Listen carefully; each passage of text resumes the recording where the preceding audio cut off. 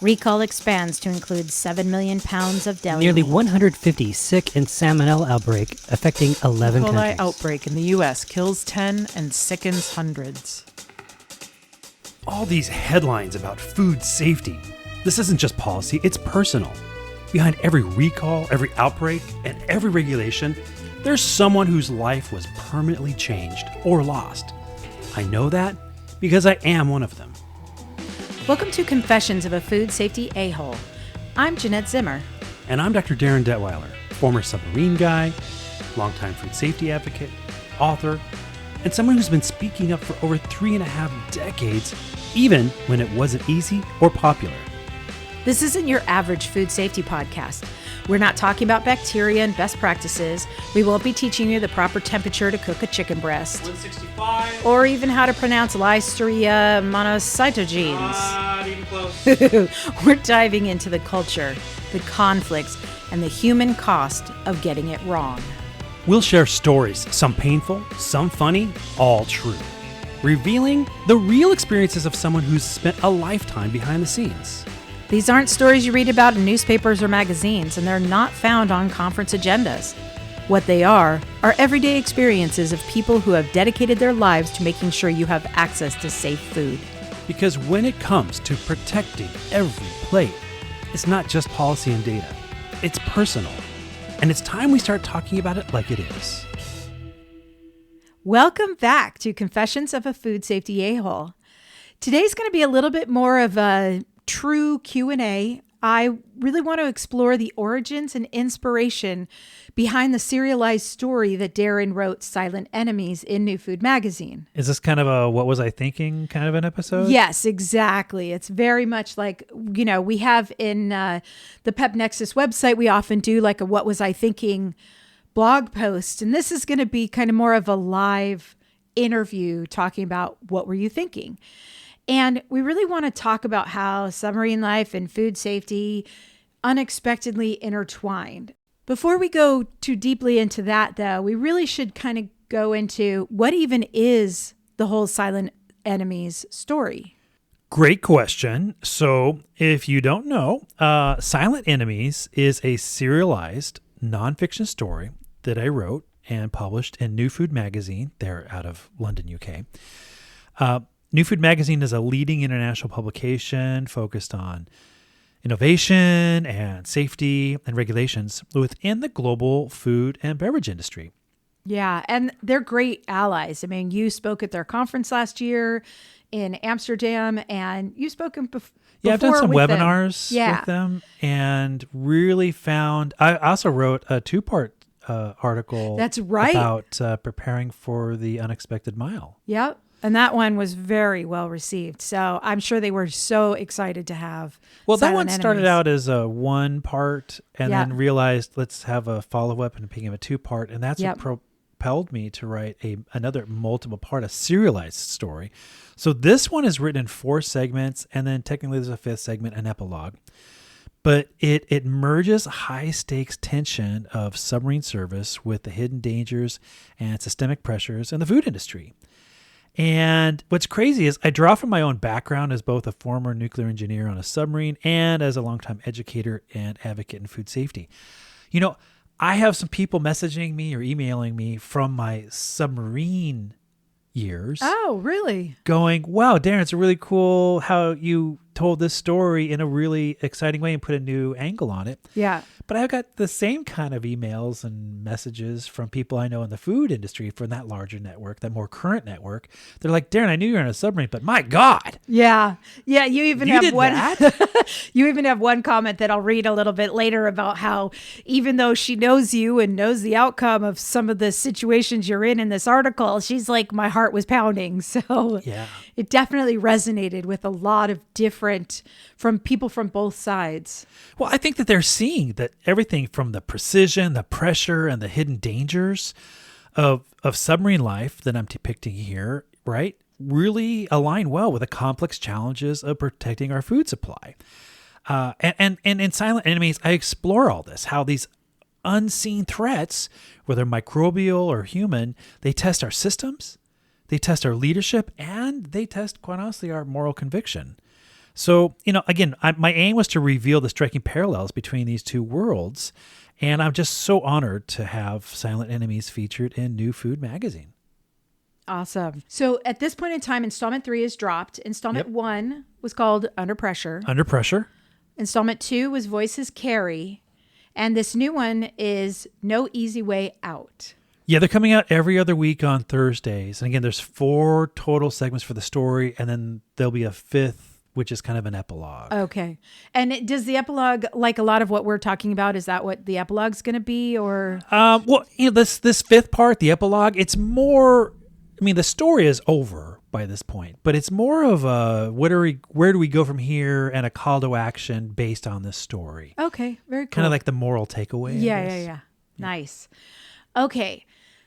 So let's go back to the beginning. And I think that we need to start a drinking game at this point of how many times we're going to mention that we knew each other in high school. We did? We did. We knew each other in high school. Or did we? But I'll tell you, I don't think anybody in our class guessed that you would end up on a submarine.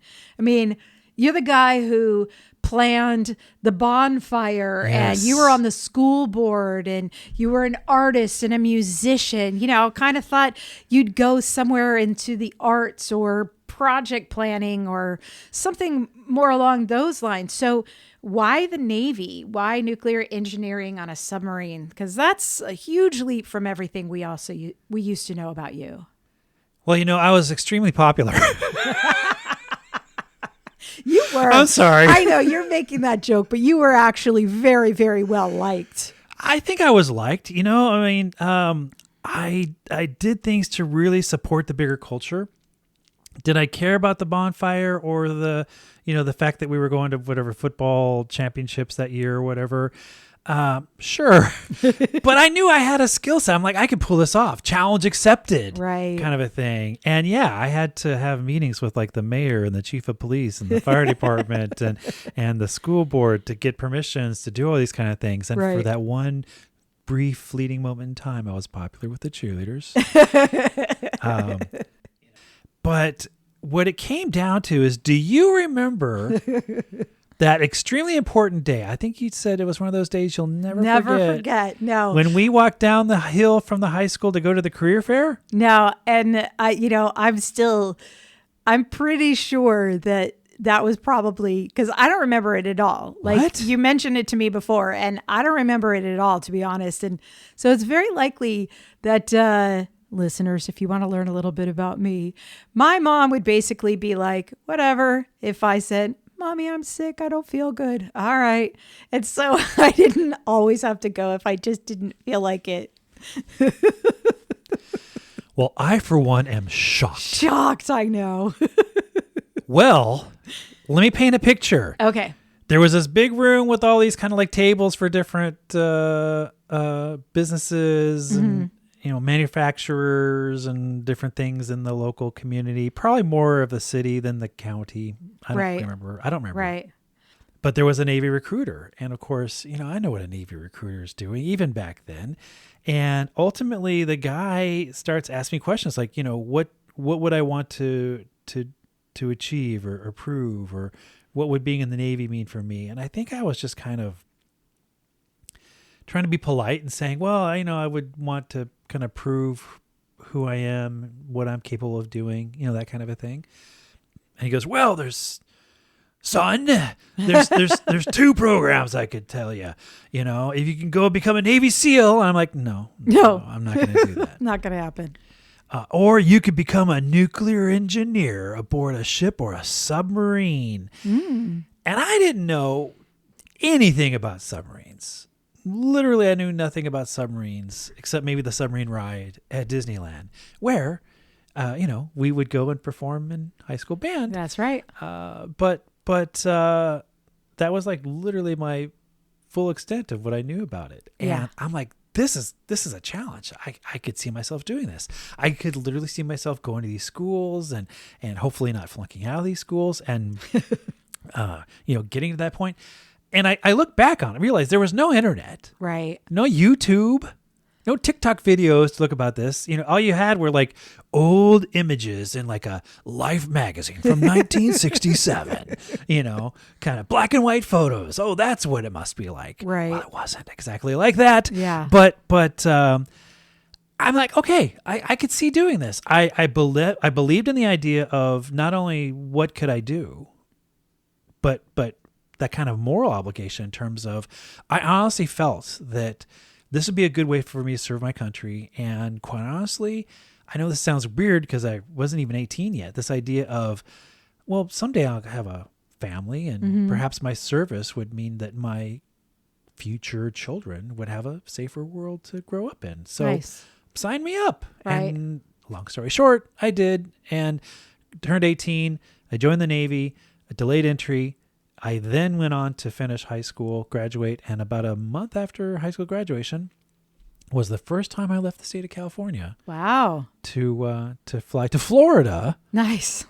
To start my Navy schools and my career in the Navy. Wow. Very cool.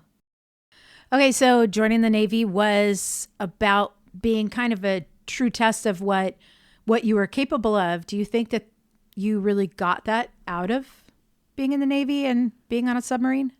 I do think I learned a lot about myself. I learned about myself as as a student, as someone who was learning and what I'm capable, and I really tested myself. I think though, all these years later, beyond a test of my character and intellect, in reality, it was the events that propelled me out of the Navy and into the world of food safety that ultimately became a greater test. Mm-hmm. But I will add that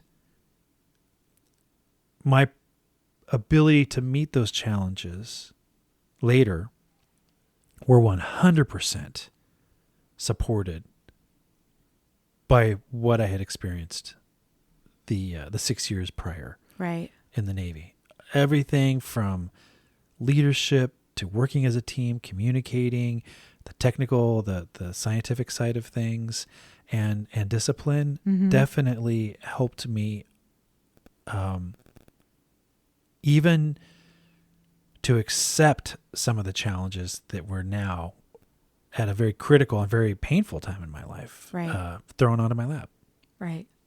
Let's fast forward a little bit and let's talk about, why do you think it took you 30 plus years to start connecting the dots of these two identities of yourself? I think the best way to describe it is just pure compartmentalization. The idea that this was a period of my time and then that was another period of my time. And they were both a part of me. I mean, it's kind of crazy because I always wore my little submarine lapel. Yeah, like pilot's wings. Yeah. On my suit. Yeah. Jacket. And sometimes people would know what it means or sometimes people would ask what it means, but it's not like I was hiding it. It's just that it was irrelevant. It's kind of like, there are things that I know about other people, but I don't know everything about them, right? Right. So I just kind of kept them compartmentalized. I never really saw, I guess, the need to take up other people's time, like on stage or whatever, or in writing, I guess, talking about the past Right. in a more current/future context. Sure. It's so interesting though, because, I was looking through all the different comments that people were making, and Mandy Parrott, who is a science editor at Russell Publishing, who publishes New Food Magazine in England, she commented that it is such a vivid parallel to draw, perfectly illustrating the level of vigilance required to ensure food safety, because it's vocational, really. So if it is, and other people can see how obvious it is, what finally clicked for you? What made you realize that these experiences belong together? That's a great question.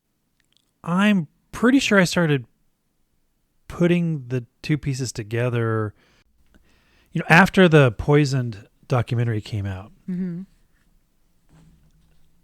I got an email from a parent in Europe, and she was saying that her son had many years earlier survived a horrible illness with E. coli. And, there wasn't a lot of talk. You didn't read about this a lot. You didn't see it on television or in movies. And there was like no context for it. Mm-hmm. And she was thanking me because the way I talked about the experience and showed pictures and footage from 1993 in the documentary, it allowed her to be able to help her now much older son get a better sense of what he went through. And even talking about this with her, she was talking about this in terms of her family, her relatives, her friends. They really didn't have a true sense of the ordeal that their family went through. But she went on to say that they felt invisible after her son's illness. And that comment was echoed by some things I've heard by so many other parents, that, you go from like headlines to data and anecdotes to this kind of feeling of invisible after you've either survived a harrowing illness or you've buried a child and you're living with this chair forever empty at your family table.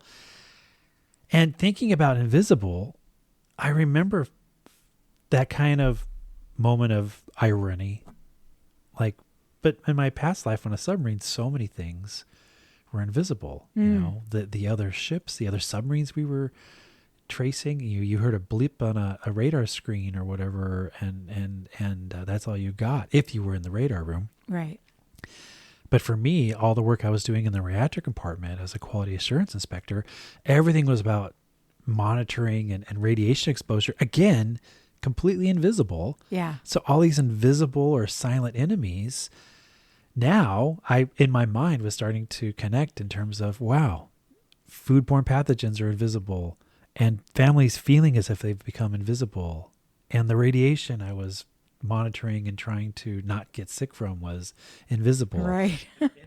I'm pretty sure that's what pushed me towards, let's connect this and see where it goes. And it kind of became like one of those, because sometimes you see this like with improv, like dating someone is like a cup of coffee because, and then they all take turns filling in the blank. Right. It was like food safety is like a submarine because exercise I was putting myself through in terms of, and I was going through this kind of pre-writing, drafting, brainstorming kind of stuff. I was making connections that I mean, in one case, and I don't want to spoil it if you haven't read it yet, but it really comes out in the third installment.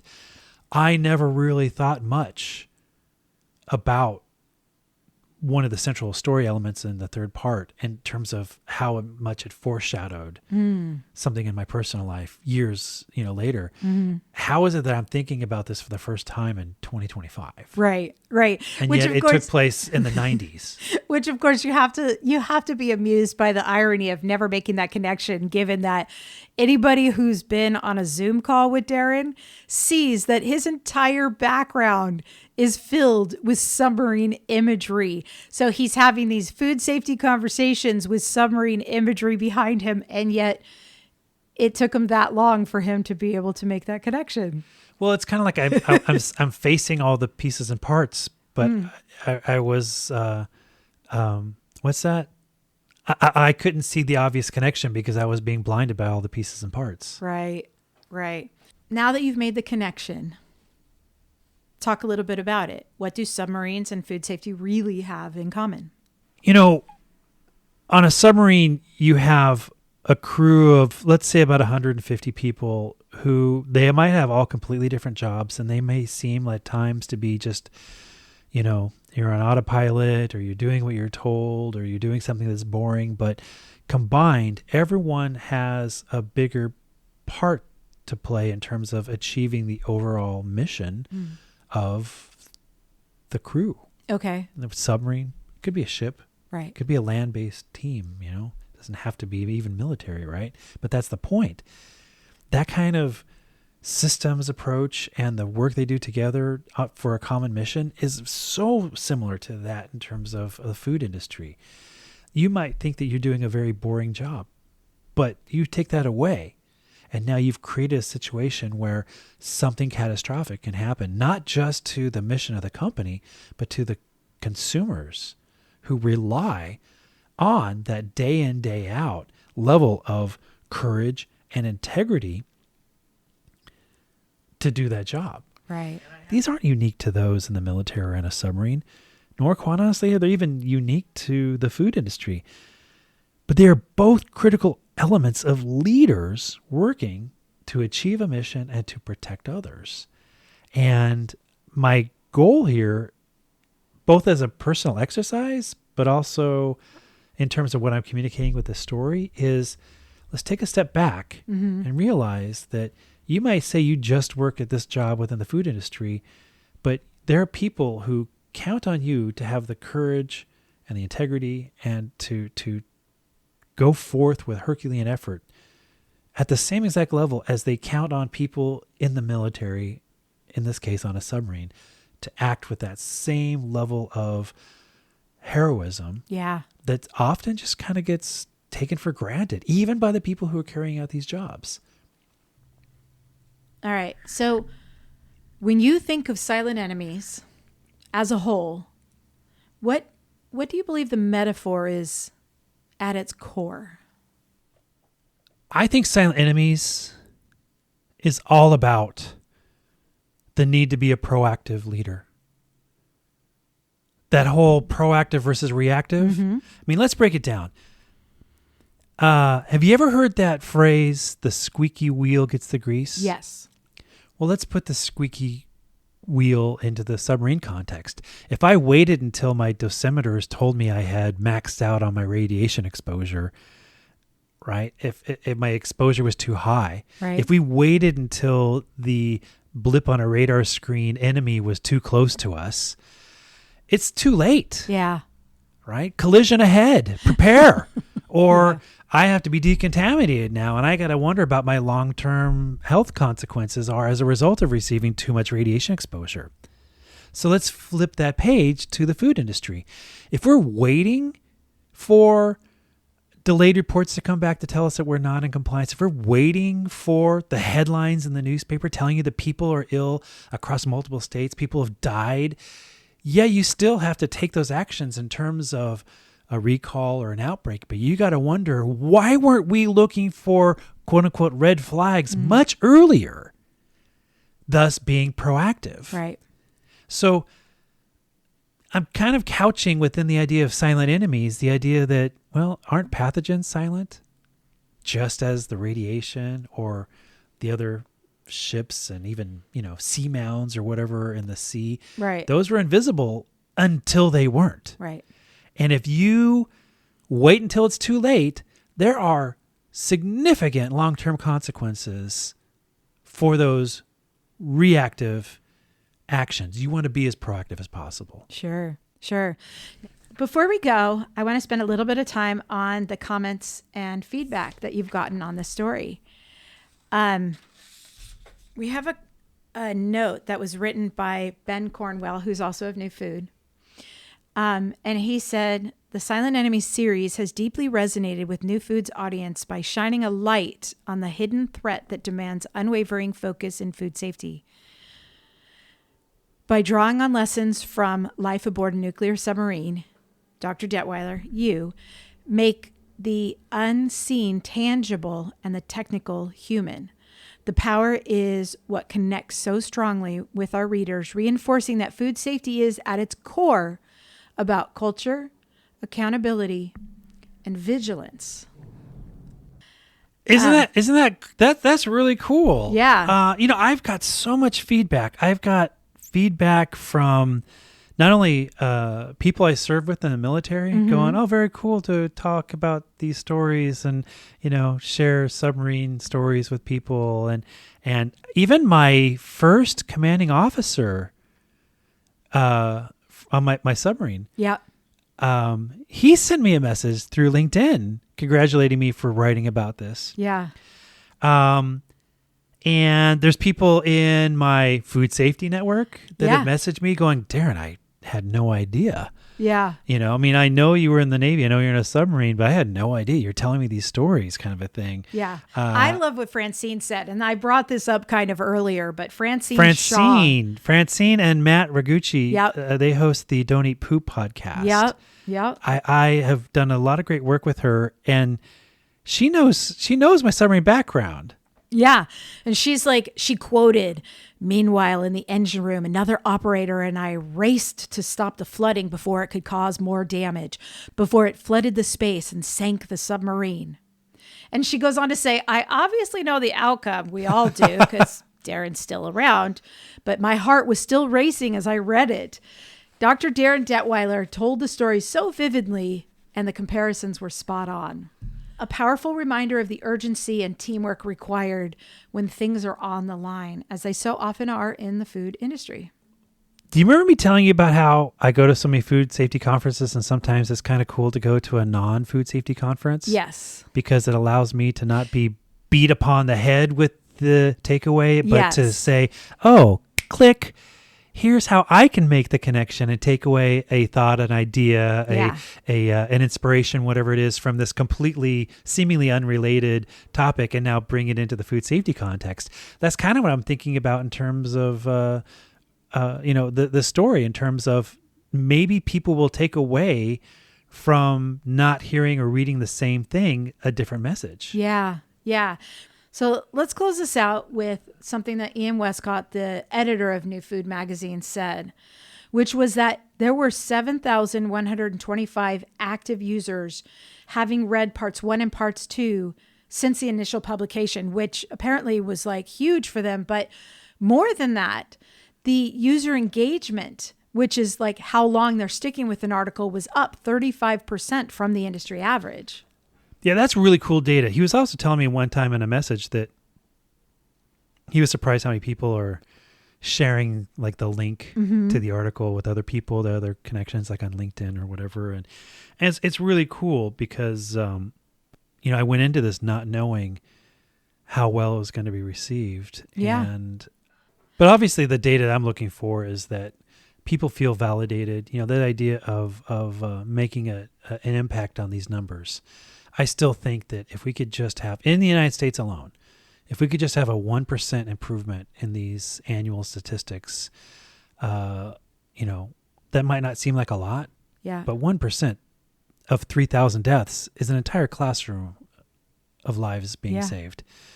So I think it's significant even to say, look, a 1% improvement would be awesome. And to me, there's no one way to do it. We've seen so many changes in policy and technology over the last 3 decades. Maybe writing stories like this not only cultivates people to take action, but perhaps it validates the work that they do. And perhaps this is a way of achieving that better improvement in the data. So let's talk about the future. Do you think that there's more crossovers between these worlds to explore in future stories? I imagine myself writing like not a serialized version, but expanding and on the conversation about submarines and food safety. I'd like to see something like that. I do know that my plans for 2026 include a lot more speaking, where I'm using the submarine as more than just an analogy. I'm using this as a framework for my presentation on stage. I love that idea. I've done it a little teeny bit twice already, and the feedback I've already gotten is pretty good. Plus, this helps. I'm hoping that other people, right now I'm working on some stories talking about people who are in the military. It doesn't even have to be associated with food safety, but they've gone on to work in the food industry and food safety. And I'm hearing stories all the time. So, I encourage other people who, I don't care if you're come from the world of sports or the world of art or the world of teaching or whatever, and now you work in food safety. There's got to be moments where you're seeing crossovers and there's a lesson to be shared, and perhaps putting it in this first person nonfiction kind of a story is something that will mean something significantly to someone out there who's looking for that validation to continue to do every day what needs to be done. Yeah, absolutely. I do have one kind of fun question. Okay. Has anybody noticed the pattern with the subheadings for each of the stories' installments? No one has asked me about that. You were so excited about it too. We talked to one of your relatives about it, and I made the point to him, and then I swore him to secrecy. Yeah. And of course, once I kind of showed him the pattern, he got the intent. Yeah. But I encourage people. I think, the fourth installment, if people don't catch on to the pattern, then maybe it was a little too subtle, but I don't think so. Yeah, it should be obvious. All right. The epilogue doesn't continue it, but the first, the four main story installments all have a subtitle, and there's a common link between them. And what's crazy is they all mean something in terms of the story that it's heading. The submarine side, and the non-submarine, the food safety story. But there's also a third kind of hidden in plain sight surprise that should come out. And I think what's, for me, the kind of devilish is that we keep talking in terms of silent and invisible and things that are right in front of our face. And I'm kind of leaving like just that little breadcrumb. That if you followed this pattern, you would see that there was something right there in front of you the entire time that you might not have noticed. Yeah. So I'm hoping that it kind of, it translates and pulls the reader into it was right there the entire time. Yep. Yep. Well, let's leave everybody with that little bit of mystery and not give too many clues on it. Yes. There are digital cookies for the first person that messages me with the with their guess as to what the pattern is. Okay, honey, it's that time again. What time is that? Another episode is over and done. Kaput. Good day, sir. I said good day, sir. It's time for the outro. The opposite of the intro. Exactly. So what do you have to say to our listeners? It's really an honor to be able to write about and talk about in this episode The Deep, my first frontier. These were the voyages of the submarine USS William H. Bates, her Cold War mission to patrol the unseen world beneath the waves, to track silent adversaries through darkness and pressure, to dive deeper than any vessel has ever gone before. Okay, Captain Kirk, settle down. We get the Star Trek reference. That's a good one. That was a good one, babe. I'll just say thank you so much for listening to Confessions of a Food Safety A-Hole. We will have links to all 3 parts of the Silent Enemies in the description of this episode. And as always, please like and follow. We'd also love some more nudge 5-star ratings. And if you have any comments for us, please feel free to post them for us to see. And thank you so much to all of our new and returning listeners. We really appreciate you. Okay, we really need to get out of here. I know just what to do. Scotty, beam us out of here.